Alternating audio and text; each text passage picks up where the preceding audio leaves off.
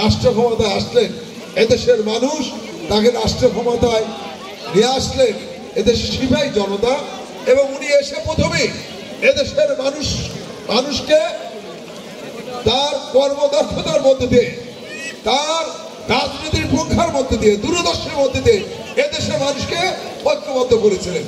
এদেশের মানুষের প্রথম যে কাজটি করেছিলেন, একটা শৃঙ্খলা জাতি হিসেবে উনি এদেশের মানুষকে নিয়ে আসছিলেন, আইনের শাসন প্রতিষ্ঠিত করেছিলেন, বাক স্বাধীনতা ফিরিয়ে দিয়েছিলেন, সংবাদপত্রের স্বাধীনতা ফিরিয়ে দিয়েছিলেন, এদেশের মানুষকে সকল দলকে রাজনীতি করার অধিকার দিয়েছিলেন।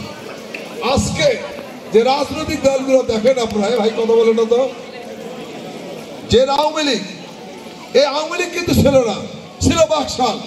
শেখ মুজিব নিজে আওয়ামী লীগ ব্যান করে দিয়ে বাকশাল করেছিলেন। জিয়াউর রহমানই কিন্তু আওয়ামী লীগ এই দলকে রাজনীতি করার অধিকার দিয়েছিলেন। আজকে জামাত ইসলাম বাংলাদেশ যে দলটি দেখছেন, এই দলটি কিন্তু ছিল না। এই দলটিকে রাজনীতি করার অধিকার কে দিয়েছেন?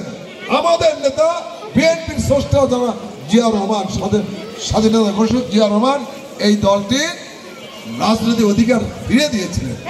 এবং শুধু তাই নয়, তাদের নেতা গোলাম আজম বাংলাদেশে আসতে পারত না, গোলাম আজমকে ফিরিয়ে নিয়ে আসছিলেন এবং তাকে এদেশে নাগরিকত্ব দিয়েছিলেন। আমরা বলতে চাই কেন?